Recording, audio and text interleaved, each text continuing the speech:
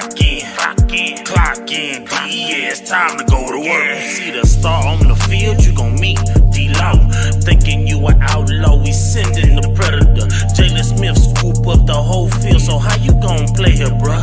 If you release your dogs, we got a wolf hunter. LVE, tackling Dutchmen coming. If you hungry and trying to eat like Zeke, we'll send in a taco to sweep you off your feet. Now you deep in the woods, plus we got a couple Collins. They say time and pressure make diamonds, the hot boys shining. Clock in, D, yeah, it's time to go to work. It's time to go to work, yeah, it's time to go to work. See, clock in, D, yeah, it's time to go to work. It's time to go to work, yeah, it's time to go to work. Gone clock in, clock in, clock in, gone clock in, clock in, clock in, gone clock in, clock in, clock in, clock in, D, yeah, it's time to go to work. Top 10. When the hot boys hit the field, this is what we tell them. Listen what we tell them. This is what we tell them. Go to work, clock in, D, yeah, it's time to go to work. It's time to go to work, yeah, it's time to go to work. See, clock in, D, yeah, it's time to go to work. It's time to go to work, yeah, it's time to go to work. Gone clock in. They say, defense wins championships. We're here in Dallas, we got a top 10. When the hot boys hit the field, this is what we tell them. Listen what we tell them. This is what we tell them. Go to work, clock in, D, yeah, it's time to go to work. It's time to go to work, yeah, it's time to go to work. See, clock in, D, yeah, it's time to go to work. It's time to go to work, yeah, it's time to go to work. Gone clock in, gone clock in, clock in, gone clock in, clock in, yeah, it's time to go to work. See my defense, they on the field right now.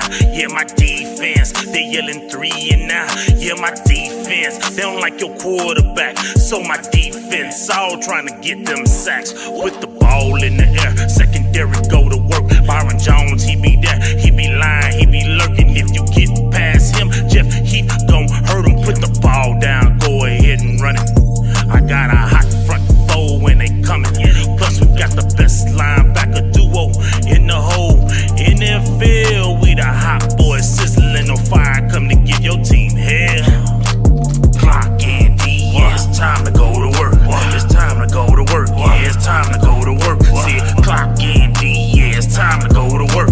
It's time to go to work, yeah, it's time to go to work. Go defense, go defense, gone defense, clock in, D, yeah, it's time to go to work. I know I said at the beginning of this track, man, that we had like a top 10 or like a top 5. Hot boys gearing up to be triple D, you know what I'm saying? Clock Dallas Doomsday defense. Listen what the hot boys tell them.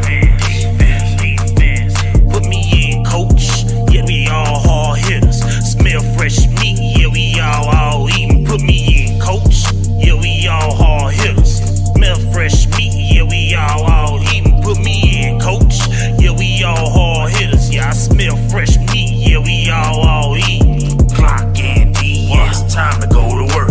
It's time to go to work. Yeah, it's time to go to work. See, clock in, D. Yeah, it's time to go to work. It's time to go to work. Yeah, it's time to go to work. Gone clock in, gone clock in, gone clock in,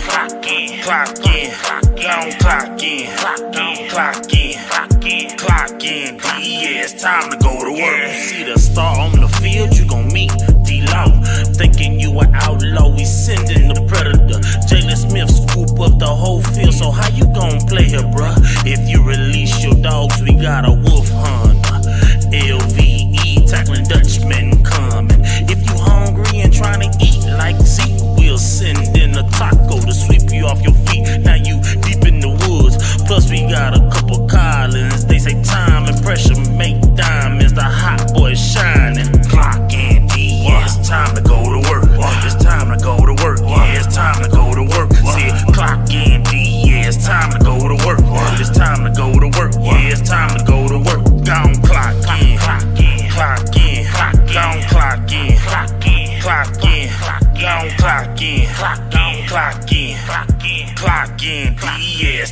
go to work. Top 10. When the hot boys hit the field, this is what we tell them. Listen what we tell them. This is what we tell them. Go to work. Clock in, D. Yeah, it's time to go to work. It's time to go to work. Yeah, it's time to go to work. See, clock in, D. Yeah, it's time to go to work. It's time to go to work. Yeah, it's time to go to work. Down, clock in. They say, defense wins championships. We're here in Dallas. We got a top 10. When the hot boys hit the field, this is what we tell them. Listen what we tell them. This is what we tell them. Go to work. Clock in, D. Yeah, it's time to go to work. It's time to go to work. Yeah, it's time to go to work. See, clock in, D. Yeah, it's time to go to work. It's time to go to work. Yeah, it's time to go to work. Down, clock in. Down, clock in. Down, clock in.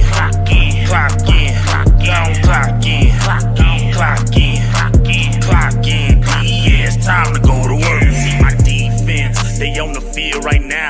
Yeah, my defense, they yelling 3 and now. Yeah, my defense, they don't like your quarterback. So my defense, all trying to get them sacks. With the ball in the air, secondary go to work. Byron Jones, he be there, he be lying, he be lurking. If you get past him, Jeff Heath gon' hurt him. Put the ball down, go ahead and run it. I got a hot front four when they coming. Plus we got the best linebacker duo, you know. Thank you for watching West Coast. This is Antoine Woods. Thanks for watching West Coast. Go Cowboys. This is Ray Williams. Thank you so much for hanging out with us at Dallas Cowboy Scout. Appreciate it. My man West Coast from this buck. Thank you for watching West Coast. Shout out West Coast Cowboys. You know it's always love over here. Raider, Cowboy, always a Cowboy. Did one hell of a job, and the only thing else I got to say is, how about them Cowboys? Yeah! What's up with you guys? It is your boy West Coast, man, and we are live in the building, man. How you guys doing on this Victory Tuesday? I know you enjoyed your Tuesday. Why? As a winner. I mean, I know you're a winner every day, but you was a winner today. I know the water cooler was different. It was different by the water cooler today, huh? That boy say, as a winner. And you look chest up. You know what I'm saying? Boss Cowboy, how was your Victory Tuesday, man? I mean, you know, 5 and 3 is just so much better than 3 and 5 from last year, you know. So I mean, obviously, even though I was frustrated at the way we started, I'm always happy as long as we ended with a W. So obviously, my Tuesday is going fantastic. Yeah, man, and I mean, one thing I absolutely love about today and this Tuesday is like. It also told me that, like, dang, today was Victory Tuesday, but it also means that tomorrow is Wednesday. That means tomorrow we literally start talking about the Minnesota Vikings. Then Thursday, I'll be getting on an airplane. About Thursday this time, I'll probably be we'll probably be at Texas Live eating a little something, doing a little show or something. You know what I'm saying? Then I'm gonna go to that little last. It's just amazing how this week is just rolling. You get what I mean, Boss Cowboy? That's what I'm really saying, man. Oh yeah, Monday. See, because you know Monday, that Monday night felt like Sunday night. And I feel the exact same way you feel, bro. The exact same way you feel. Like after Monday, felt like Sunday. It's like, it's Tuesday. So now we're getting ready to be right up on our next opponent.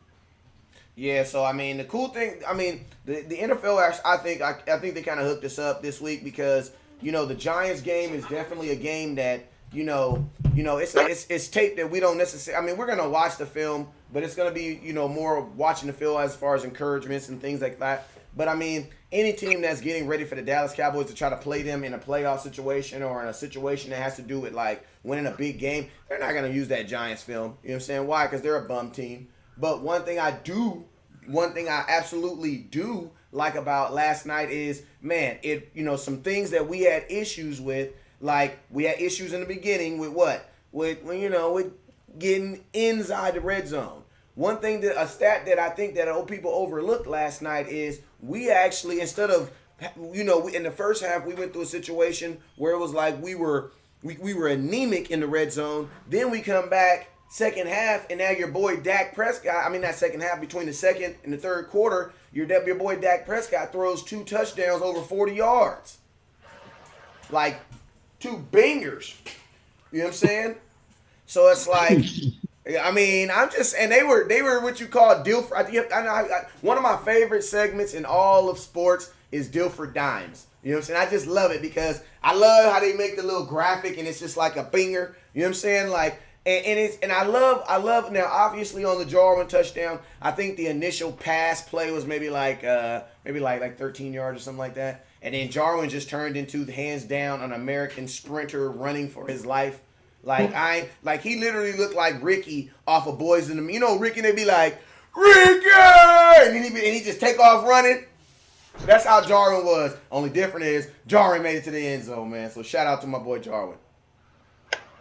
Hey, man, we had a conversation a couple days ago, and the conversation is, why does Blake Jarwin suck? So can I ask you a question? Now that he's scored, now that he's being used, does this mean he don't suck no more, Boss Cowboy?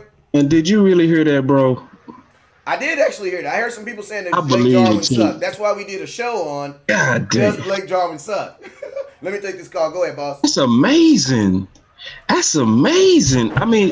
I guess it take a little while to kind of get used to it, because one thing that you notice, I guess after you've been kind of watching film a while, you also, especially coming from my side where I was a defensive player, one of the first things that they teach us in my process was to watch for personnel.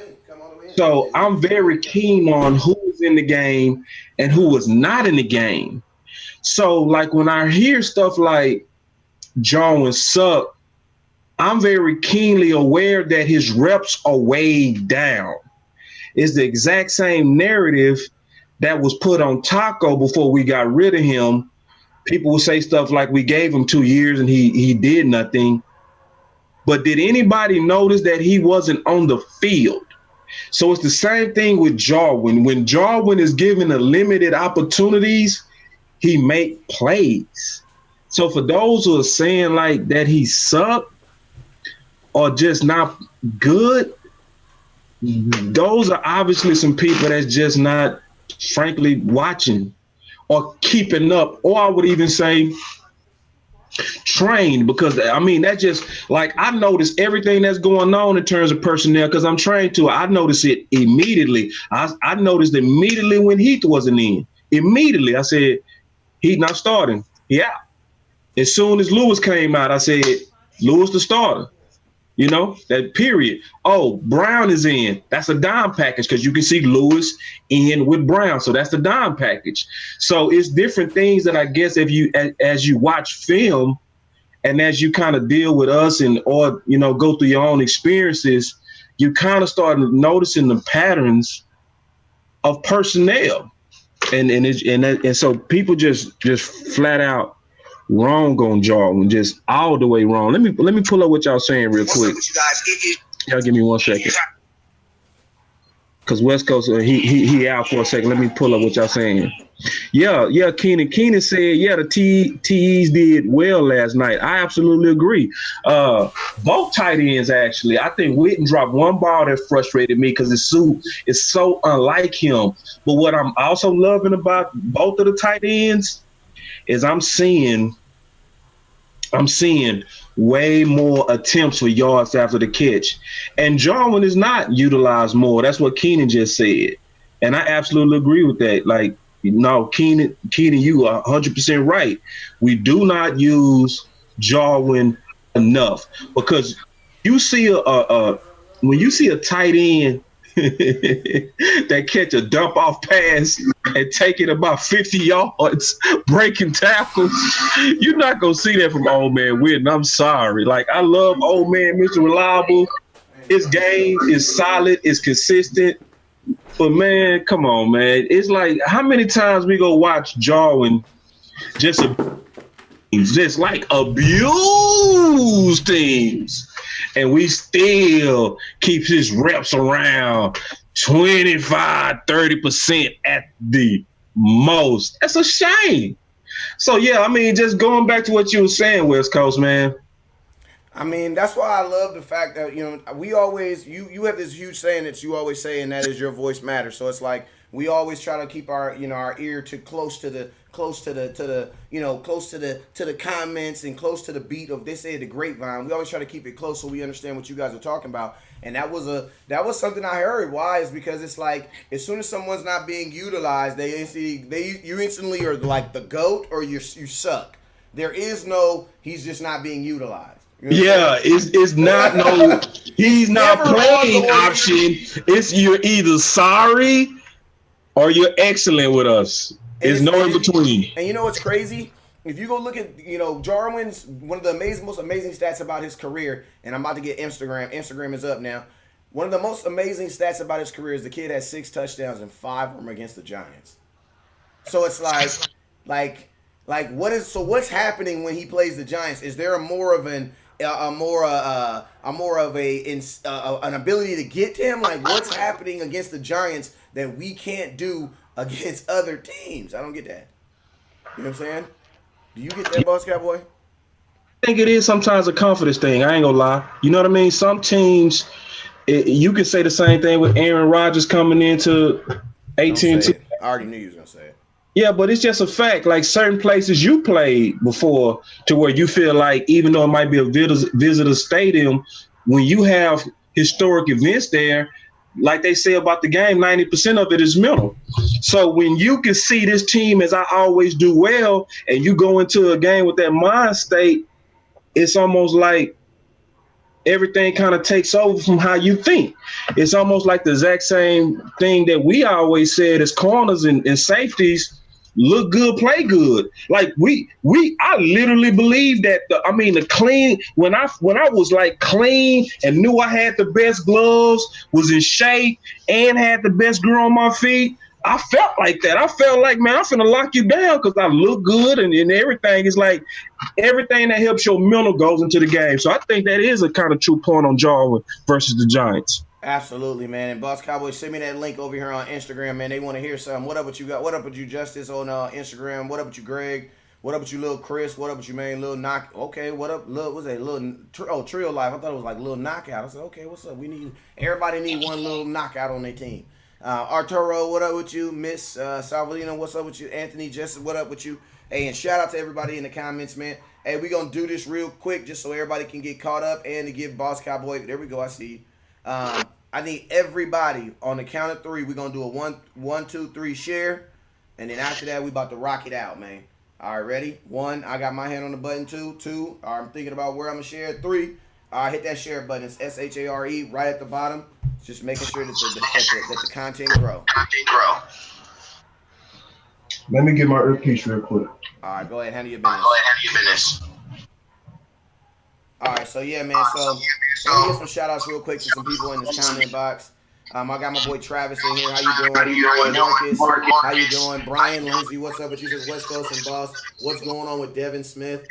To be honest with you, man, like I hate getting on here and giving you guys a professional I don't know, but I'm gonna give you a professional I don't know. Like Devin Smith has so much promise. But I think probably his ability or his lack of their ability to play special teams is why they have the Brian kid out there. And it seems like the Dallas Cowboys probably value that versus, having him in as maybe as a 5th receiver. You know what I'm saying? That's the only thing I can really think of. But I really like Devin Smith. It's always weird to me how somebody can get hot in Dallas and then just get 100%. Just disappear. That mess is always, and it's like you never really have a really good reason of why it happens. You know what I mean? They just for whatever reason, someone just woke up overnight and was like, yeah, we're not gonna use Devin Smith anymore. And and then the funny thing about it is, it's weird. It's weird when you bring a guy in off the streets. Well, not necessarily off the streets, but he wasn't on your team, and then he's active that same week. And a guy who played for you the week before and made a play is walking around wearing the same shirt West Coast got on. And it's funny too because, and then what I don't like about it is it's like I must have not been paying attention to the inactives because when I'm at the practice, I'm at the game, I'm in the middle light zone, I'm chilling, and I'm like, oh Lord, what the hell they signed Dez Bryant? And what the hell is Devin Smith? What is going on? Like they literally caught West Coast off guard. You know what I'm saying? But I will say, Bryant, you get me every time with that 83 jersey, and you even got me this week.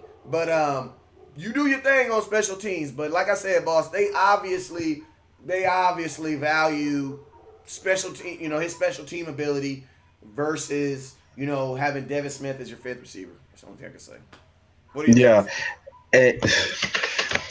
I'm gonna come back to that real quick. I was looking at the snap counts, man. They got your boy Witten back up to the 80%, man. Again, that's another subject. But man, Devin Smith, it's one of those things to where when Cooper was out yesterday, for that after halftime, it looked like he tweaked something. You can see that Dallas lacked explosion, bro. We need him active because there's no real vertical threat, in my opinion, when Cooper is out.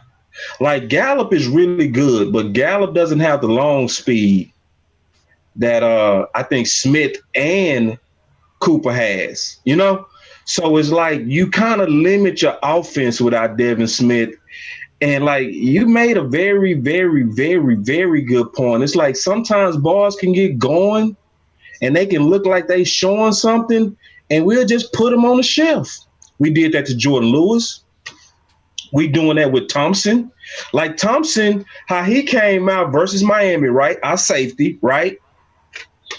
I was like, He was thumping. He was thumping that game. Yeah, he was thumping that game. Hey, I'm gonna tell you right? two silent thumpers on our team that be thumping that don't get no love. I'm gonna tell you who they are. Him, and I'm gonna tell you who else. CJ Goodwin. You know what I'm saying? That boy, because number 29 be out there knocking folks. Man, CJ on special teams.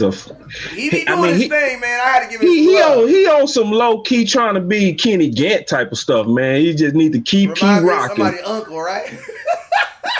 Nah, to do. And then you know what I like about him too, bro? I like how his players talk about him, his teammates. Yeah.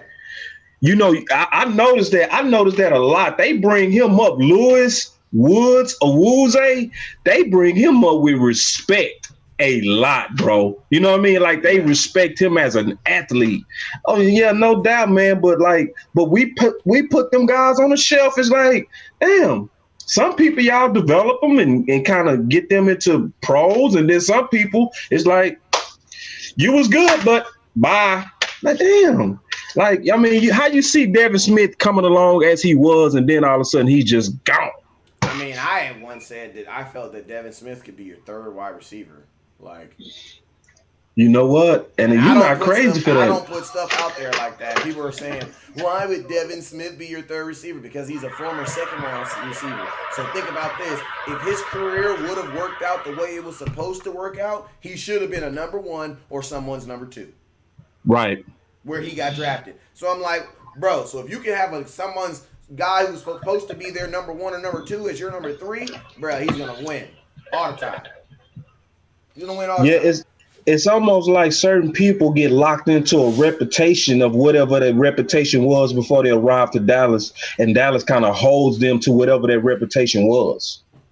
And the same thing with Jordan Lewis. It's almost like you have to strong arm them into accepting that you're better than what they thought.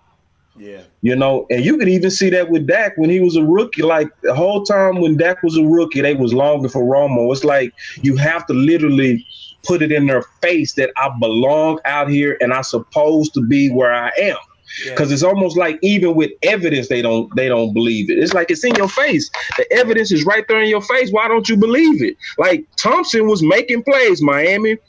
Like, and people, like when people look at that goal line stance, they highlighted Tank, but you know who they missed? Thompson. Yeah, Thompson was because Tank made first contact, but Thompson's the one that actually stopped him. You know what I'm saying? And Oh Thompson thumped man, him. Thompson thumped him. And I heard D-Law somebody gave him say love, he too. don't go. What up, Yeah, Mr. Wayne? D-Law was on some like Superman stuff, like just straight up. I mean, that was a Superman play. I'm tired of y'all talking about me ish. That's what D-Law was on last night. Oh man, yeah, D-Law was on that funk, like that super funk. Like that was a super play he made. But it was so good that a lot of people look right over the other guy that got to Saquon first, and that was Thompson. And you don't, and see, this is the thing about safeties. Safeties come down and they can support in that box, and that's what also super limited Saquon. You know what I mean? Saquon usually gets off when Heath is in the game. Like he usually a break one because Heath sometimes is a little bit late at coming down and support. Because remember when he broke on that 70-yard run, that was all on Heath being slow to come down and fill in that lane. And so he got that angle on him and took off for 70 yards.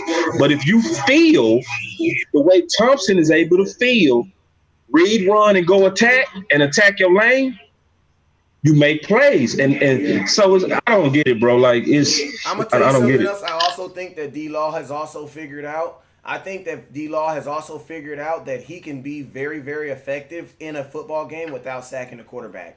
Because what I'm seeing D-Law do now is and you're seeing it happen more often. And I can tell that this is probably a coaching thing where they're like, yo, you're being double teamed. Okay, so what do you do now? Do with David Irving. Like, if you think about this, some of David Irving's best plays that he did were what? Him not even getting pressure. It was about him doing what? Getting them long arms out there and feeling for the ball, feeling for the motion, feeling for the flow of the offense or for wherever the direction they're going and trying to get your hand on balls. Then trusting your guys that they are hungry just as you to pick that ball up. Because I'm going to be honest with you, on that play by my boy Jordan Lewis, that's a hungry play. Why? Because the flow of the play had actually almost like stopped. You know what I'm saying? They wasn't stopping, but everybody had kind of slowed down. So that could have easily just been a dead whistle. The ball just rolled out of bounds. But my boy Jordan Lewis, playing through the whistle, takes that thing all the way back to the house, man. Like, so, you know, I'm really, really loving what I'm seeing. Shout out to the folks over there on Instagram. Hey, I had somebody say, where was Devin Smith before the Cowboys? He was with the Jets. The only reason why they released him is because he had them 2 ACL tears, but he was nice in New York. You know what I'm saying?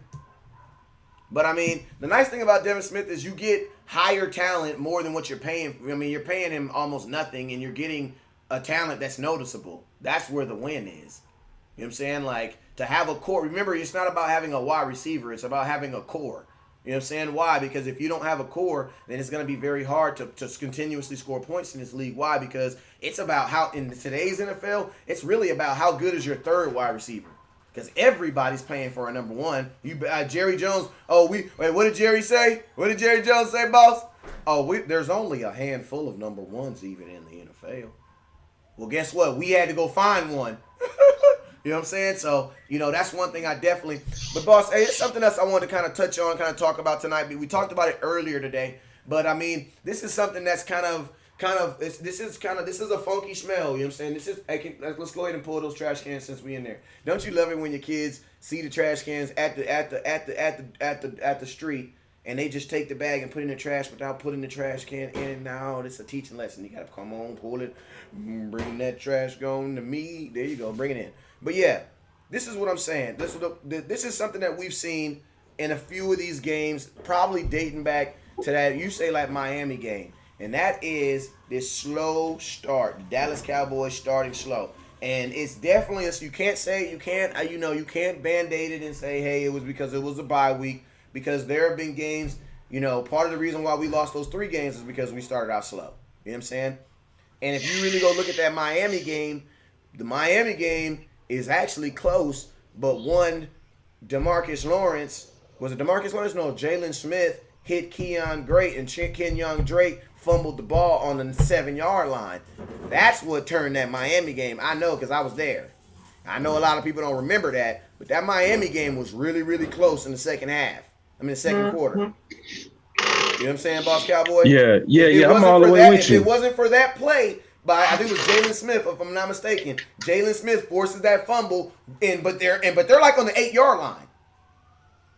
You know what I'm saying? Yeah. So I need to know, man, what's going on with this slow start. More importantly, we're going to 80-20 this, right? 80-20 means this.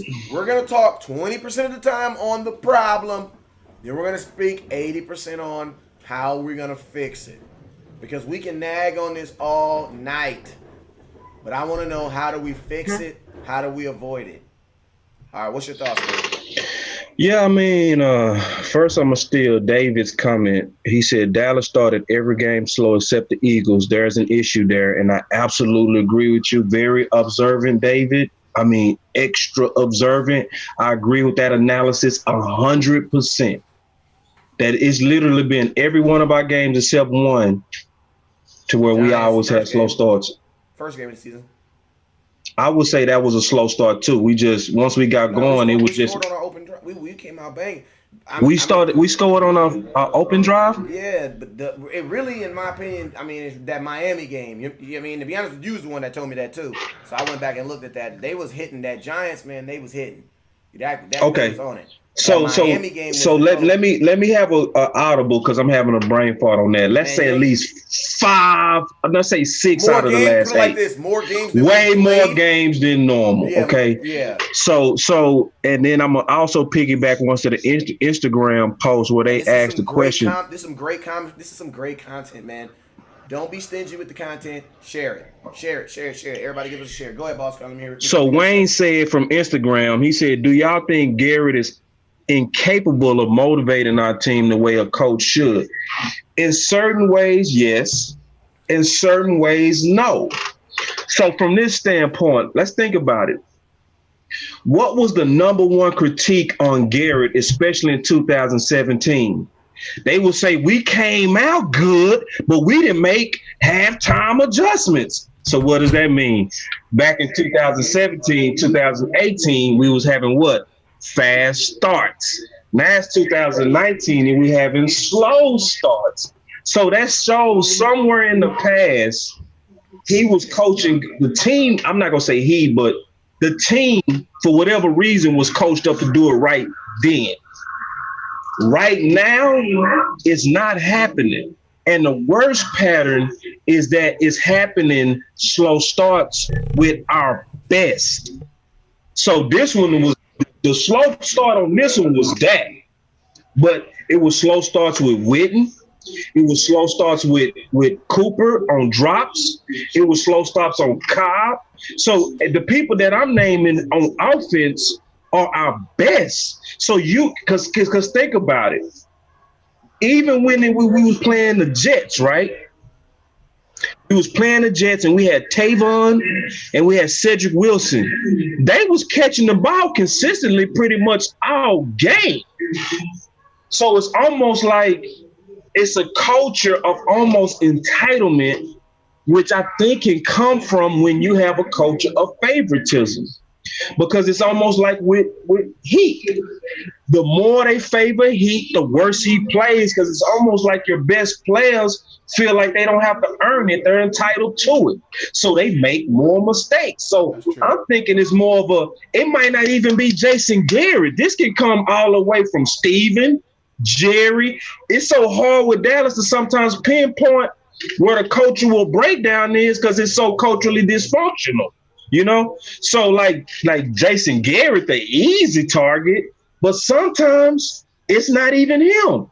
Like, for instance, and I'm gonna be done when I say this, like Chris Richard, what took him so long to start Jordan Lewis, right?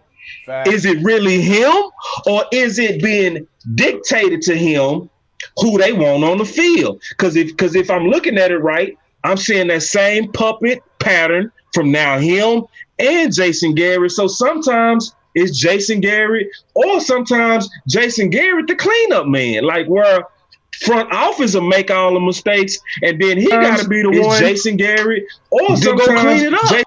And that's the honest to God truth. So, I mean, to be just all the way frankly honest with y'all, some of this stuff we wouldn't know unless we was flies on the wall in Frisco. unless we was actually in those offices and we was able to see up close the decisions that they make and how it affect the team. Yeah.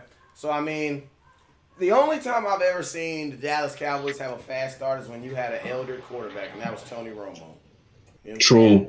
I'm gonna keep it real, and Yeah. I'm not trying to give His nobody starts was fast. Yeah, I'm not trying to give nobody no pass or anything, but I think I think it has to. I think Kellen Moore has something to do with it because at the end of the day, your offensive coordinator can design plays to get you going. It's kind of like basketball. Like if you know a guy is a shooter like Steph Curry, what you're gonna do? You're gonna design plays to get him shots early to get him warmed up. I used to hate it in 2017, even 2016, but really in 2017, we're about to have our first dead sighting. But when I used to hate it when it'd be like third quarter and they're just now getting the ball to Dez. And then it'd be like third quarter, 3rd and 7, and he got to catch some aerobatical ooey-oppy, and he dropped the ball. Yeah, you know what I'm saying? pressing. Like, you know what I'm saying? Yeah. Like, we always say pressing. You know what I'm saying? There are some players that take the pressing better. Like, Dak is on the flip side. He actually handles that better. You know what I'm saying? True. When Dak threw that interception in the first quarter, a little side, little piece of me was kind of like, okay, Dak about to be running and gunning now. You know what I'm saying? He's down already because y'all know how Dak get when he's down. He don't like being down. He lock in. No, he lock in. Adidas start flying everywhere. You know what I'm saying? Like yeah, he becomes a monster when he challenged. Them all you see is them white Adidas stripes in the air. That's all you see. You know what I'm saying? I mean, them blue Adidas stripes and them white shoes. I mean, so I actually was like, dang, he about to really go into his bag now because y'all didn't piss him off. He threw that interception. He about to get it popping. You know what I'm saying? But that's kind of like I want to see more from not Scotland here, but from Kellen Moore. Like Kellen Moore, you gotta help your quarterback. If you know your quarterback is better when he's rolling out, don't have the first play of the game him sit back trying to read defenses. Like honestly, in my opinion, I don't think a quarterback should ever have to read a defense. Why? Unless you absolutely have to. Man, if you see what you're seeing, why go out there and try to play smart plays and try to outwit? Nah, man, put athletes on athlete and go to work. You know what I'm saying? That's what these teams are like. Like these teams over here in Kansas City, I would because I like to say Kansas City because people love to say them about how spread their offense is, and even Rams. Like, you honestly think Jared Goff is really reading defenses? No, he's not. They're putting athlete on athlete, and they're letting these dudes go to work.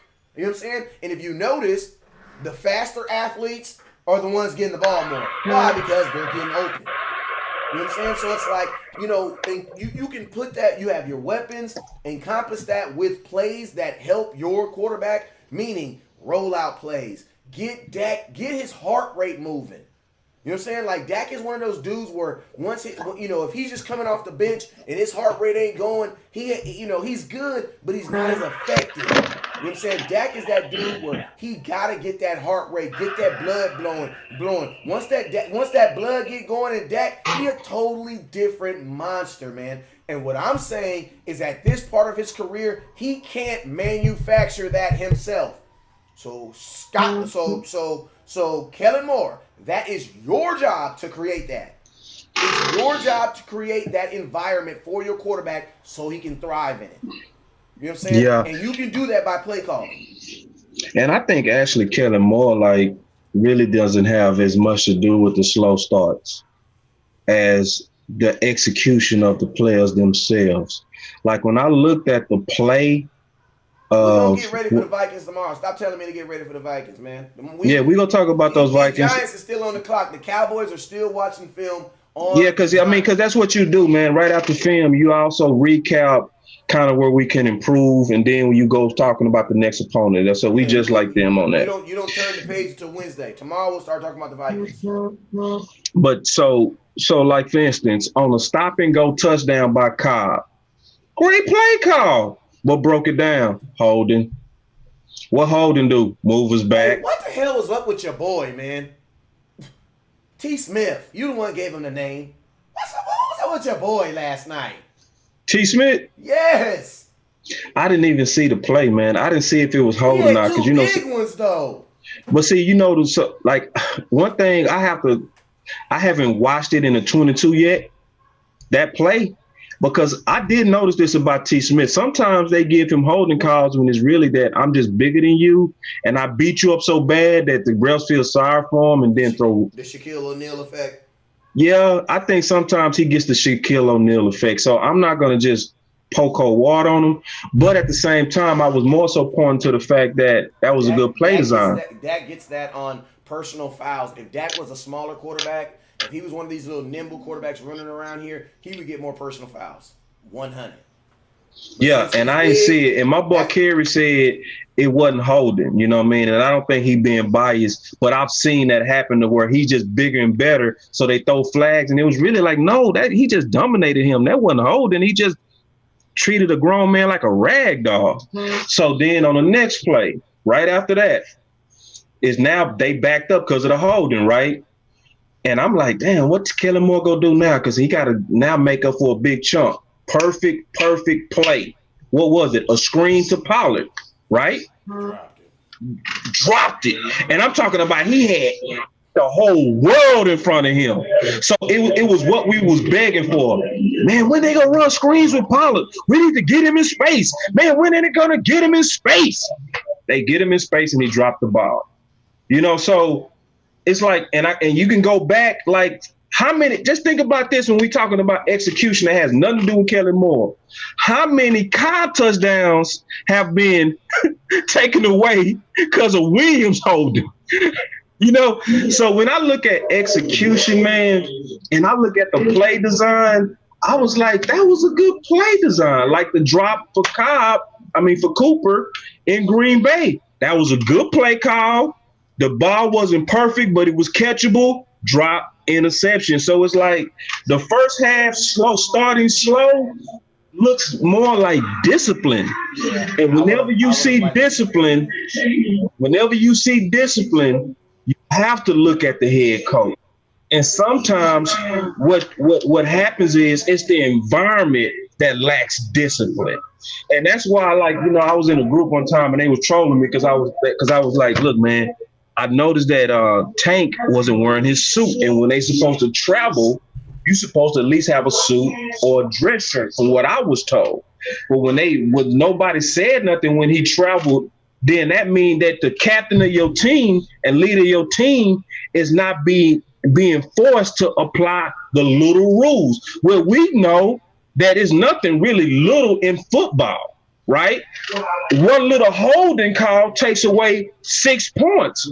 One little drop, Cooper, changed the whole momentum of the game. So, like, some of your best coaches are enforcers of a lot of discipline, and they run their organizations like that because they're trying to make everybody at all times disciplined on everything.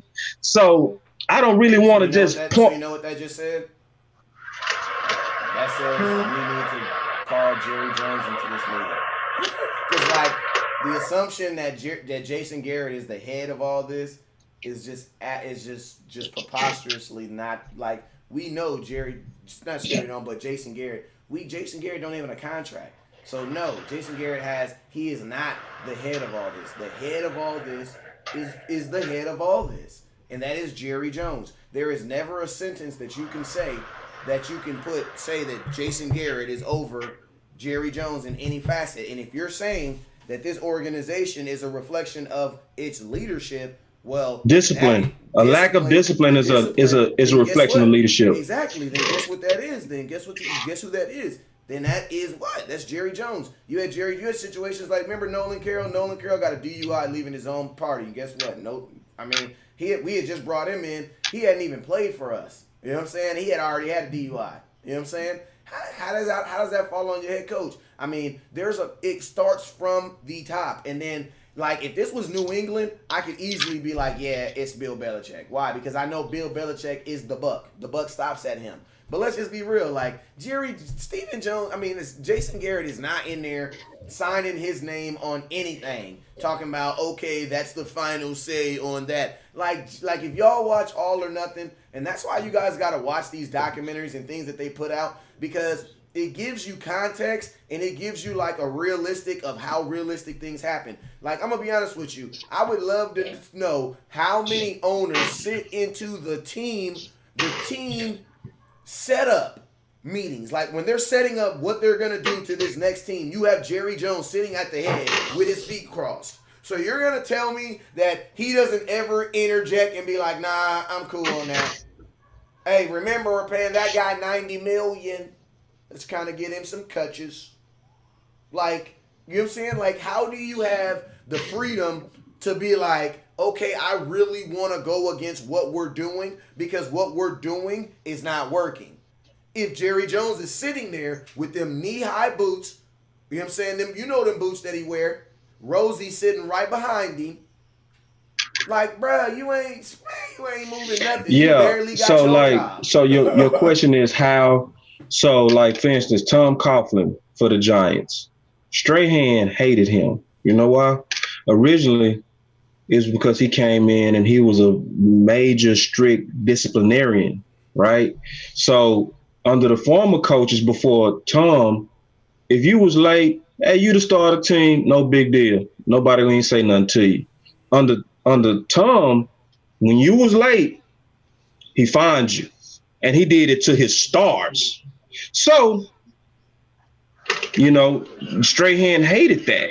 And they had some back and forth on that. And he was like, hey, man, you a little bit too tight, but on certain things, you are right on point. And they came to a middle ground and it created the right environment, which led to 2 Super Bowls. They wasn't better than New England. They beat New England because they was more disciplined than New England. And it's so many times to where, like, for instance, New England was getting handed it to them against the Ravens, but the Ravens was making mistakes, and those mistakes and mental errors and lack of discipline almost put New England back in that game. So I don't know exactly who fault it is, but I do know head coaches have come in and enforced discipline to create an environment of discipline. Like even which have done that, but that's, you said the NFL. I'm not a fan of the NFL. I'm a fan of the Dallas Cowboys. So you tell me which coach has done that here in the last umpteen coaches. Yeah, and and think about this. Even the ones who win Super Bowls, at the end of the day, Jerry will fire you. And that's my problem with Jason, because I remember he's still firing. Yeah, and I remember 2015, and this is what I didn't like. In 2015, Jason Garrett cut 2 players over a first-time dress code violation while they was traveling. And now I'm looking at your stars traveling, same dress code violation, nothing happens to them. So one thing that I said then, and I said this in this group, there's one thing your leader got to be. They have to enforce the rules. They have to. So it's one thing that I don't like as a pattern of Jason Garrett. It seems to me that whenever his back is against the road, against the wall, that's when you start seeing these public displays of discipline. Almost like with Woods and Tristan Hill. But then think about because I'm almost finished. And because you said this and I said this. First of all, how did that get out? Like, I know Tristan Hill wasn't the first to fall asleep. I know that. Like, I played ball. I know how boys be dozing off in those speeches. I know it. Yeah. They were making an example, because I'm going to tell y'all something like this. Google this right now as soon as you get off the show. Dez Bryant late to training camp. Dez Bryant was late a whole day to training camp. Like, everybody else flew, and my boy Dez was like, I'm going to meet y'all there. Don't trip. I'm going to be there. You know what I'm saying? Dez was late damn near a whole day. And guess what? Yeah. There was no punishment. There was no. See, that's what I'm talking about, bro. That's why I said from your stars, you're seeing entitlement. Because when you have an environment like that where you say, okay, because Jimmy Johnson, he was different. He enforced rules. Yeah, you're right, but he was still different, and his team was disciplined. That's not a good example, though. But no, he's a great example. No, he's the best example. He's the best example because he got so many Super Bowls, right? But they don't value that if they fired. He's the best example. I'm not talking. That's not the topic, though. The topic is discipline. Like now, if the topic is does Jerry value that? No. But the topic is right now enforcing discipline from a head coach. And from a head coach, one of the best D linemen that we've ever had was easily Leon Lett. Easily. Leon Lett was so afraid of Jimmy Johnson discipline that when Don Beebe slapped that ball out and they won the Super Bowl, he stayed in the shower for an extra hour because he did not want to face Jimmy Johnson. Well, that means that he had his best athletes in check, and even Irvin missed a play. And I agree with everything you're saying. I agree. That is like I would love for it to be like that, but that's not what they want. Like that's not what Jerry Jones wants. Like if he wants that, and the only reason why Jimmy Johnson had that autonomy is because Jimmy Johnson was like, this was a close friend. He know Jimmy Johnson. They played football together. Like this dude all his life. You know what I'm saying? So you think that Jerry would say so you think that if Gary said, hey, I need to enforce more rules around here because we lacking discipline from our leaders, that Jerry would be like, no, I don't want that. Bruh, no. I'm going to be honest with you. When you don't even know if you have your own job, your number one thing is survival. I think Jason Garrett's mind is in survival mode right now. So he's doing whatever he has to do to survive. You know what I'm saying? So if it means go do this, I'm down to do it. If it means go do that, I'm down to do it. You know what I'm saying? Like that's where I think that it comes. Like think about this. The call to make Tristan Hill inactive, that comes from the top. You know what I'm saying? And I'm gonna be honest with you. Not even to change the subject, but to kind of swing to the subject. Brought to you by Cowboys Packages, man. You already know we're gonna be out there with Jalen Smith this weekend, man. I'm gonna tell y'all right now. My boy Tristan Hill was inactive this week. He was inactive this week. And I'm gonna keep it real with y'all. There's probably a good chance that how good this team played, he probably gonna be inactive this weekend. So I want to know, man. I mean, this is my thing. Like, I mean, the Hot Boys is hot, but the Hot Boys is grown men, bro. They out there playing grown man football.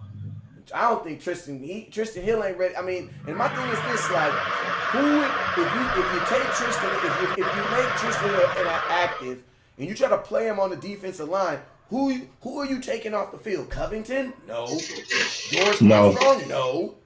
Okay. They play DN. Antoine Woods? No, but they play inside. No. Antoine Woods? No. Malik Collins? No. No. Bennett? No. No. Like, the only way Tristan Hill is gonna be active is if you're like inactive and like a wide receiver. And to be honest with you, you can't even do that. Why? Because Amari Cooper be limping around. I know y'all see it. Someone else I saw limping was Ezekiel Elliott. I'm happy to see he was running better. He got out, got it back in. But I mean, you can't really go short on nobody. We're gonna be short on safety. You can't go short on linebacker. Why? Because LVE's not in. So it's like, where do you even get the extra body now? You can't go short on the offensive line. I didn't even want to bring that up. So where would you even get the extra body? And then he don't play special teams. So where do you get the body for? Where is he at? What is the Tristan Hill plan going forward? And will he be a hot boy this year? I want to know. Mm-hmm. Hell no. It's looking real bad for Tristan Hill because Tristan Hill is starting to kind of go down that lane of bad Dallas PR. And once you kind of get in that doghouse of PR and hopefully not doghouse within Dallas, you see it's very hard or almost nearly impossible to get out. Exhibit A is Taco. Exhibit A is Taco. And ever since they were saying stuff like he was injured, that's why he wasn't active and all of that kind of stuff. And then Taco began to fight back. They didn't like that. They didn't like him fighting back like, no, I'm healthy. They lying. And then when I said, you know, I'm just kind of smooth. You remember he said that, like I'm smooth, Yeah. and so it's it's way too early to say that he doesn't have talent, because I believe that he does. I believe that they really did like a lot of the things that Rod likes. But Dallas is not the place to where I don't think they're going to exercise patience. This is not that organization. Hey, and boss, I'm gonna tell It'll you grow something up quick. I'm gonna tell you something that scared me too about this Tristan Hill, and then I want to ask you a question. Something Yeah. that really scared me about this Tristan Hill is the fact that he came out in the public and said that he did not fall asleep in the meeting. And Yeah, he headed down a taco. yeah, and in my opinion, he basically said the organization is lying. And Yeah, he once you said call that. somebody a liar, you ain't. Yeah, I mean, it's like if West Coast, if I be like, yo, that dude's weird, then guess what? Then you know that dude's really weird. Like, don't mess with him. You know what I'm saying? When you call somebody a liar, and when basically, because you got to think like this. You got to think like this, right? Tristan Hill is a human being, right? And with being a human beings tend to have mommies and daddies, cousins, brothers, aunties, and friends. And when your aunties and friends hear that you fell asleep in a meeting and you're a professional athlete and you're not even really playing and you're not playing really well, you know what that makes you look? That makes you want to turn your phone off, because I'm pretty sure his entire family was blowing his phone up like, bro, what in the hell are you doing? So you know what Tristan Hill said? Right or wrong, even if he fell asleep or not, because you ain't got no proof I fell asleep, you know what he's going to say? Y'all lying. Why? Because that's the same thing he told his parents when they said, son, what the hell is you doing falling asleep in the goddamn Isaiah Thomas, man? That's Detroit. You mean he doing the passes like that? You know what I'm saying? How you fall asleep on the what they calling them boys in Detroit? The Brawl Brothers, whatever they was called. They throw the ball like that to Dennis Rodman, slam the ball, man. How you fall asleep on him? Tristan Hill was like, oh man, nah, they're lying on me, man. They're lying, man. I didn't fall asleep, man. I'm a grown man, man. I didn't fall asleep. They're lying on me, man. All right. I mean, And see, they say, and this sound like. Can I clean it up real quick? His exact words were, he says, I didn't fall asleep. You can believe who you want to believe. Yeah, I mean, he's quickly going down a taco road. See, and the Dallas fans are not loyal. I'm going to just say how it is. 50% of us are not loyal, and they're going to quickly believe the stories that's put out about you. That's why so many of us still calling taco soft taco, when it's obviously at this point taco wasn't soft, and taco reps was hitting just like Jordan. If you calling them soft taco still, it's because you just personally don't like them. You know what I'm saying? Well, and I wouldn't even say personally. You know how it is, man. When somebody is wrong, they don't want to come out and say, man, I was wrong on that. You don't personally know them, so you can't personally not. Yeah, you don't want to just come out and say, you know what, I did get that wrong. Because, a lot of us, we like to say we was right. All of us are like that. We still like the kids in kindergarten. Me. When the teacher say, who know the answer? Me. We all still got a little bit of that kindergarten in us, right? So it takes a lot of humility to say, yeah, I was wrong. So it's a lot of people, they want to jump on, Tristan was a bus train. It's too early to call him a bus, but it's also just honestly, like, the patterns of Dallas is when they start that PR, like you said this last week. Hey, boss, that's what I was going to ask you. When they start documenting. Hey, bro, they trying to fire you, man. They try to fire you. Like West Coast said this last week. When it was funny though, but it's true though. He said, man, when they say, hey man, this write up is just gonna be between me and you. No, that write up is already. It's not. If your manager tells you, and I was a district manager for a really big company. I sued them, so I can't really say their name on air. But I was, you know what I'm saying? I'm gonna tell you from a manager standpoint. If I tell you, if anybody in HR tell you that statement right there. Hey man, or hey, you're not in trouble. We're just gonna send you an email, just let you know. Hey, they documenting that, man. They about to fire you, bro. And so you need to straighten up, because they getting their paperwork together. That's the real question I should have asked, boss. It's not, is he gonna be a bust, because you can't even determine that. You know what I'm saying? Now, but the real question is, too early. Is his time in Dallas coming to a short? Yeah. I mean, the writing is starting to be on the wall, and right now I sense a little bit of patience by what they're saying, because Jason Garrett said, he's a player that needs to mature. You know what I mean? And So it's that's almost how like you they say giving that him, about somebody, man. yeah, but they giving him a little bit of rope. They giving him a little bit of rope. So now, with the rope they giving him, he might. They giving him a chance to change, but the way that the writing is already starting to be on the wall, and he's starting to already have public statements back.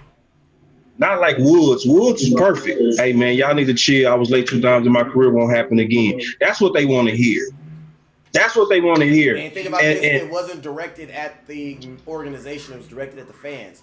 Tristan Hills was directed at the organization. That's different, also. Yeah. Basically, called them lies, which is just like Taco. So what's more than likely gonna happen if Tristan stays down this path? They go really start escalating that bad PR on him, and they go get him out. What's next? What I see next is a manufactured story about something. Yep. It's gonna be, and they gonna use Taco as the reference, even though they was in the wrong on Taco. Because see, if you got to think about it, the Taco was a pure debacle by front office. It was just a pure ball drop because he was player of the game versus the Rams. 2 sacks, I think a first phone, bad down, just all kind of retarded numbers for one game. A great game. You know what Dallas did? They said, yeah, but we're not going to make you active. We don't want you to win the crowd.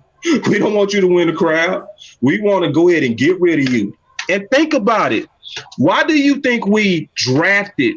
Taco was fired last year, y'all. I'm gonna just tell you how it goes.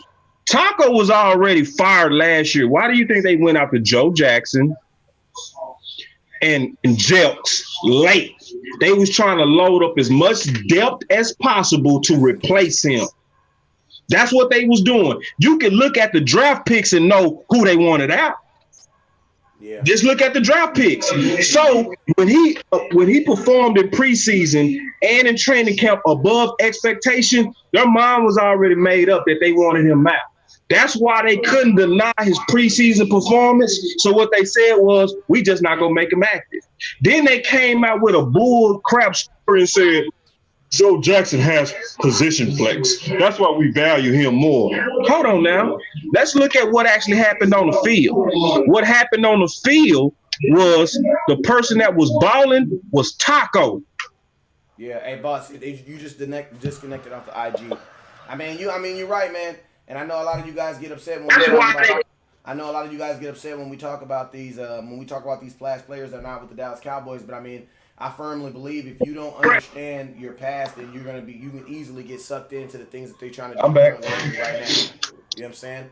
I mean, the way that the Dallas Cowboys were able to pick up a Michael Bennett and then him just flat out there and go out there and just go out there and ball, it makes you want to just be like, dang, like, hey, maybe we can strike gold one more time. I see in the comment box, my boy on YouTube says that the Dolphins just released Robert Ndici, man. What are your thoughts on Robert Ndici, man? Man, I want us to kick those tires, man. I mean, all day long, kick those tires. See, because, it's a lot of people, man, because Robert's story is really, really, he got some background issues. Let me tell you that right now. I mean, he got some background issues, but I'm big on Marshall's pick. Everybody has different philosophies on how they build. I strongly believe in Marshall's picks, and Marshall's picks are previously top performing athletes that dropped in value for various reasons. Sometimes it's injuries, sometimes it's off the field, sometimes it's they call locker room cancers. Those are the type that some teams run from, but if you watch closely, your smarter teams run to those players, like New England been doing it for years. So he's a Marshall's pick, and he was somebody coming out in 2016 before basically he jumped out of building, bro. And he had weed.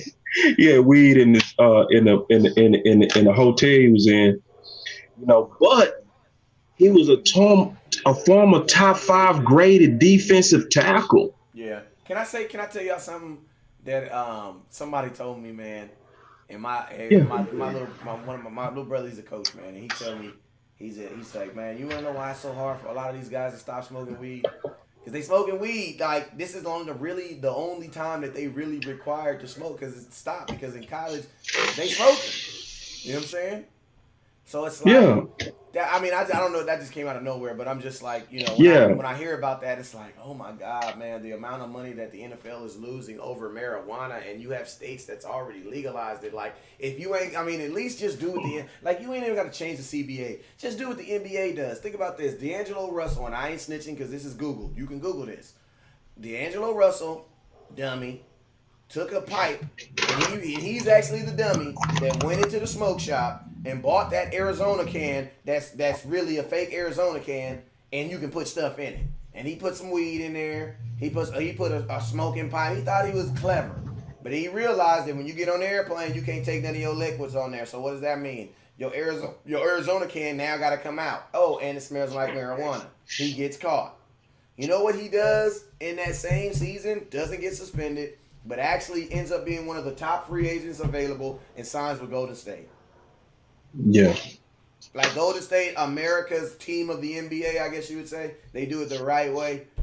They said, man, we don't give a damn about no weed. Adam Silver said, we don't give a damn about no weed. Like, are you serious? It don't enhance your play. It don't make you run faster. It don't run you run slower. None of it. You know what I'm saying? That's all I'm saying. You ain't even got to change the CBA. Just stop punishing folks for it. Stop being so serious. Yeah, but Robert is somebody that I hope that we kick the tires on very aggressively, because I think in certain environments he would be horrible. Like if he go into a team like Miami that's rebuilding, and Miami, the beautiful city of Miami, and there's nothing to do but party because your team suck. Oh, that's the wrong place for him. But if you put him on a place like Dallas, a team that's on a mission, with a lot of good leaders around the defense. You know what I mean? Guys who do it the right way. That type of environment can bring him up, in my opinion. You know what I mean? To where it's the tide that raises all the boats. You know what I mean? Yeah. And I'm a strong believer in buying and holding these guys, because I believe in 2020 the CBA is going to get rid of the punitive damages that comes from medicinal use or even recreational uses of marijuana. So as soon as that happens, if you in front of that wave, like you always say, West Coast, Warren Buffett said, your billionaires get in front of the wave. If you already kind of holding on to these assets and just kind of waiting on the opinions to change and waiting on the policy to change, now you holding on to all of these assets like David Irvin, Robert, we're not holding on to David Irvin no more. We gave his number. Covington's wearing his number now. We still holding on to Randy Gregory though. Yeah. I'm just saying though, like just as an example of why I really wholeheartedly believe in buy and hold. Like I would have paid Randy Gregory, David Irvin, Josh Gordon, and Robert, and because all of them would have been inexpensive. Because of the reputations they have. You know what I mean? They all seem expensive. The policies go change. And when it change, you got number B sitting there for cheap. And so even if they don't work out, even if half of them work out, shit, that's half of what I didn't have before. Because all of us right now would take David Irvin back in a heartbeat. Right now. Especially if we knew there was no chances of weed getting him in trouble anymore. We would be like, oh, he's not gonna get in trouble for that no more? Oh, sign him. What are we waiting on? You know, so like David Irvin, you're not even drafting Tristan Hill. I'm not even thinking about drafting no Tristan Hill. If that policy is changed, oh, you going straight to the store and getting Robert. David Irvin. So I'm for Robert because, you know, I watched film on him. I watched a lot of film before we had this conversation, man. And I looked at his background story. This is what sometimes people got to realize. Every now and then you have bad luck in short spurts, right? Like you could say that same thing happened to Clowney. His first 3 years, he was battling through injuries, right? So they were starting to float out the buzzword on him. You know who else the buzzword was starting to float out on? You don't have to think too long. They own our team and they're a captain and they just got paid in the tank. Yeah. Yeah, y'all forgot that Tank had to have 2 back surgeries, and Tank was suspended, and we were saying we wanted a war dad, and that's why we got Taco. Oh, but didn't that work out? Oh, that worked out, didn't it? So it's sometimes when you're looking at people in a bad luck scenario, like he had an ACL, he was out of shape, unmotivated. Sometimes you want to take on those projects like, bruh, your upside is so big and your cost is so cheap that we'll consider taking you on because we taking you into the right environment. Now, if we was a building team, no. But the fact that we like right here and we got a lot of contracts that's going to expire on DT, and I'm at least talk to you. And I'm gonna be honest with you, like I'm not one to be like, oh, he just messed it up that one time. They just didn't get it right that one time. I mean, this draft was so unhittable, like it was so like weird where we gotta stop with the whole Will McClay's in there and he's picking all the right guys. Will McClay, I got you. But I'm gonna tell you right now on this one right here, because of that right there, I'm now paying attention to stuff that's happening now. I'm not just taking their word for it. I'm not just why because I went against my everything, man. I got the video. I'm gonna put it up too later on.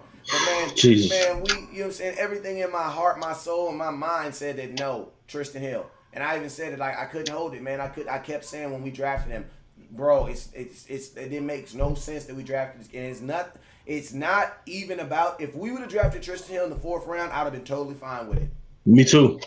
But the cool fact with that it. you drafted him in the 2nd round, you told me that you felt that he can contribute now. You know what I'm saying? Why? Because in the 1st round we didn't have one. You know what I'm saying? And then not even this. We got put out the playoffs because we couldn't stop the run. You're gonna dedicate that first pick to fixing that, bro. And you know what I mean? Like I couldn't get over it. Hey man, listen, bro. Listen, I took West Coast word for it. West Coast told me. He said, "Bro, go listen to the draft show when we was live." You know what I did? I was driving around and I played it, bro. I was crying. Man, you gotta watch the whole because bro, we was right, bro. When I say we was hitting it like Nostradamus, man. Like, and you couldn't talk us into it or nothing. You said this to me, West Coast, but you held, bro. Like, I really watched it and listened to it. You said, man, I'm never gonna let people talk me out of what I really see, bro. I'm never gonna let people talk me out of it. And I listened to the whole 4 hours, West Coast, uninterrupted, just driving around handling my business. You held. You told the truth. You said everything on how it happened, and so did I, bro. And I said the exact same thing. I said, bro, I said this exact same thing. I said, man, this dude got a 4th round grade. And West Coast said this, and this was the big part that West Coast hit on the money. He said, who does he start over, boss? Who? You said, who does he? And you went through everybody. And I said, he don't start. I said, he don't start currently how our team is right now. And we took him at 58. And we was both at first trying to be positive. We was coming down to all the people, why y'all so negative? It's like, no, we just calling it what we see. It's not saying he's gonna be a bad player, but he was definitely not a player for 58 because he need time. He gonna need to develop. And he was sold as if he was gonna be the next Ndamukong Suh at pick 58.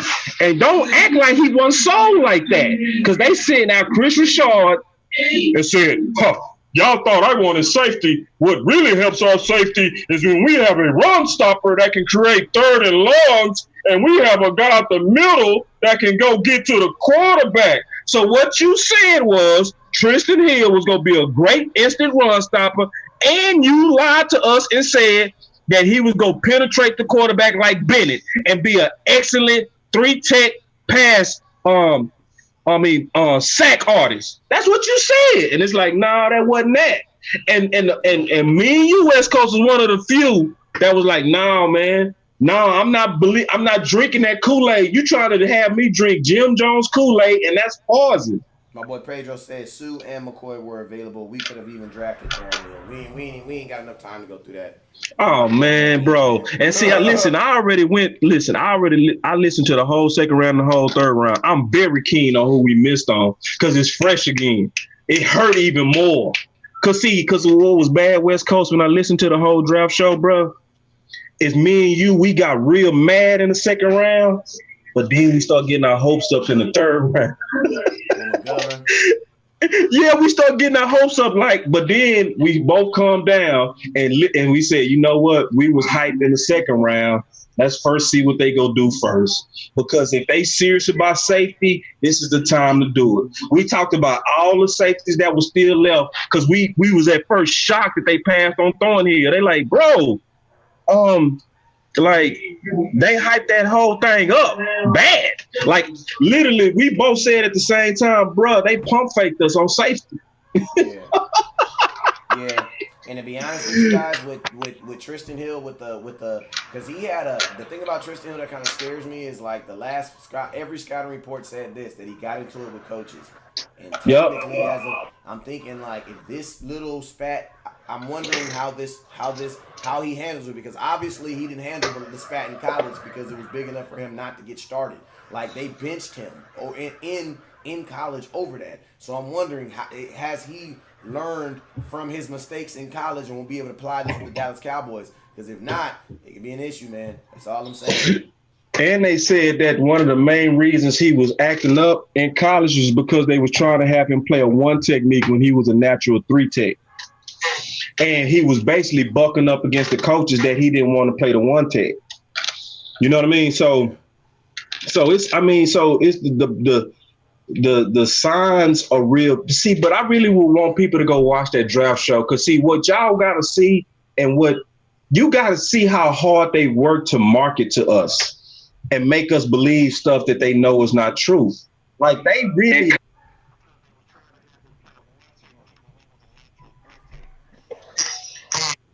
I think you went out. Did your sound go out?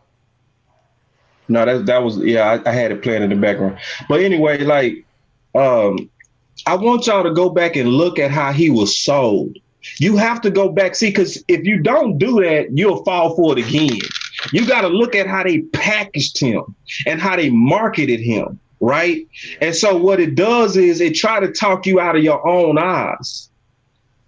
That's what they try to do. They try to talk you out of your own eyes, and they even sent. And West Coast and I said at the same time, bruh, what kind of coach is going to go out and say, I'm the one that co-signed Tristan Hill, even though I'm coaching?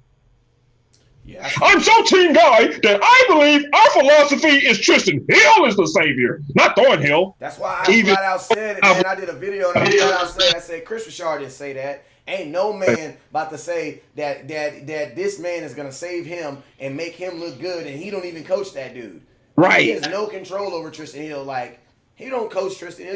He coached the DBs. That's why I was like, man, that's PR, man. Knock it off. We should have known that was PR. Like on my page today, Poe fan, I ain't gonna call his name, but he say Jerry and them don't give a care about what the fans think.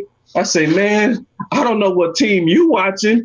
That's why they do all that PR stuff, because they greatly care about what we think. Yeah, because we use what they pay, what's their money line. They're paying. Yeah, and why do you think that they still talking about what Adams and the Jets details was? Oh, they want it. They want it. That's what the Cowboys said. I said that was a lie. Yeah. This is my thing, right? So you're gonna tell me that the Dallas Cowboys, because this is how they're trying to run the game on you. They're trying to say, oh, that we didn't get Jamal Adams because they wanted Tyron Smith and Zach Martin, right? And we all know how preposterous that is, right?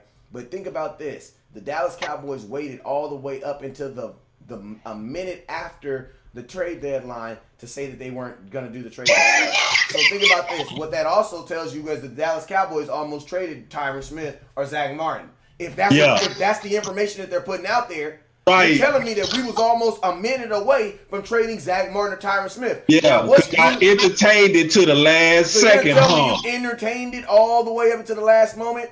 That should have been a fast no how y'all marketed it now. If that really happened. So that's why I said, man. I believe it if the Jets come out and say they did, but all that is PR for them to be like, yo, we tried so hard. Like, come on, you're gonna tell me that a running team is gonna trade away the best guard in the NFL for a safety? I don't give a damn who the safety is. Yeah. Let's say Ed Reed. I might trade you for Ed Reed. Nah. Yeah, no. I might trade you for Ed Reed. I might trade you for young Ed Reed, bro. Come on, that's too many interceptions. But that's a once, like, bro, a safety. Yeah, that's like one. That's like GOAT, bro. That's GOAT, bro. That's Deion Sanders for safeties. Like, that's such a quick. They said they wanted who for who? No. Who? Okay, so we gonna go in this little news story now. You know what I mean? Clarence Hill, no, it's off. No, James Slater, no, talks are off. They crazy. You know, no, they it show you, man, that see that PR game they play, and see the thing is, this is why honestly I say that you should trust voices like West Coast and I, because we're independent. That's the value in listening to us on social media and sharing it, because we ain't paid by them. We can say we was calling it out there. We was like, Chris Richard co-signed what? That's exactly what me and West Coast was like. We weren't like, oh, Chris Richard okayed it. Ha ha, that must be a good pick. Ha ha ha ha ha ha. Yes, even Chris Richard, he passed on Tristan Hill. That means this guy is gonna really ball. Now we was over here like, what? No, y'all overselling this. That more so raised red flags to me. Yeah. That's why I was. And you know, people like to use stuff as their own weapon. I had so many people hitting me in that box. I'm like, all right, man, let's just see what happens. And my thing is this, man. If Tristan Hill would have been sold as a guy who's going to impact this team next year, I would be like, okay, he's on pace. At least he's playing. Yeah, he's on pace. But yeah. You sold him as he's going to be the guy that's going to stop the run and solidify what we do up front. You lied to me, Jack. You lied to me. It doesn't matter if y'all believe it. Boss Cowboy, we've been on here an hour and 30, man. Let them know where they can find you at, man. Yeah, Rick, can I say something real quick? Because I've been looking at this draft. I want to say something. We might not talk about it for a while. One thing that I've been thinking about, I'm going to write about this. There's a couple of things that need to happen in the next offseason. You know, one of the main things, Stephen Jones don't need to be in the room. I think he'd break down to most things, because I was thinking today, West Coast, how did you blow a obviously quality BPA draft? How did you blow that, right? And I start thinking, I said, Stephen is thinking this genius to actually build depth through this draft. And that's what I believe happened, where Tristan Hill, McGovern, all of those guys, because we already had all the positions pretty much locked in, right? We already was called a contender before the draft. So we was already a solid team. So he went in with the mind state on, let's go ahead and address the 2020's needs now. Leave Steven out the room, because Steven is just too goddamn budget conscious. You need football guys in there, not pencil pushing budget guys. You need people that's like, what's gonna win in 2019? Like, Steven is so what's gonna win the budget war that he forgets that this is about a football war on green grass or turf. So, you know, you can find me at Boss Cowboy Sports. I should have a couple of those articles written by this week. And then obviously you can find me on Twitter on Cowboy_Boss. Hey man, that's a great discussion. I think sometimes, you know, you gotta, you know, in every situation in life, you gotta count the cost. And I think someone could definitely fight you on an argument if you say that Jerry Jones and Stephen Jones are willing to pay the ultimate cost or pay this grand cost to guarantee themselves a Super Bowl. I think if there was some magical genie that said, hey, I can tell you there's a certain amount of money that you can spend. You spend $10 billion, I'm gonna give you a Super Bowl. I think Jerry Jones would try to finagle and be like, okay, well, can you do it for 8? You know what I'm saying? Like, I think that's just like a part of them a part of them feel like, you know. It's crazy too, because it's like the Cowboys our organization makes so much money. You know what I'm saying?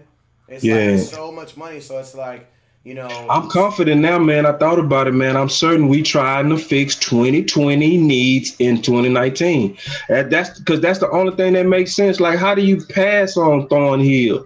Because you was thinking about Looney is going to be gone in 2020, so we might as well get McGovern, and we won't have to worry about that. And we're going to be losing maybe Antoine Woods and Malik Collins, so we want to have somebody there that's going to be inexpensive. So let's go ahead and address 2020 now. That's what happened, bro. That's why we got so many damn red shirts. Like pretty much all the people that we have except Pollard is a red shirt, man. Yeah, They, this whole draft was a risk. It was basically this whole draft was a red shirt, and it was a red shirt draft in a win now moment. So that lets you know something. You got two people going in probably two different directions. Yep. But hey, man, but I appreciate y'all. Make sure y'all turn in tomorrow morning.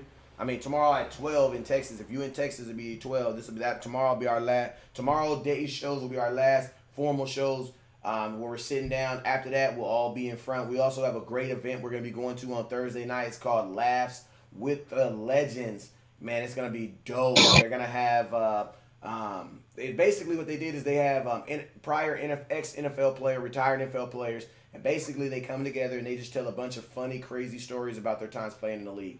So, I mean, this one is going to be Cowboy-centric. So you have Flozell Adams going to be there. Larry Sanders is going to be there. You have Too Tall Jones going to be there. And you have Corey Proctor going to be there. So a bunch of guys on that defensive line, a bunch of guys, and I got my boy on that offensive line. So you know they be having some nasty, dirty stories. So I'm absolutely looking forward to that, man. But most importantly, man, I just want to let you guys know I appreciate you guys. And also, I will see you guys this weekend. And also, remember, never look down because the stars up. Peace.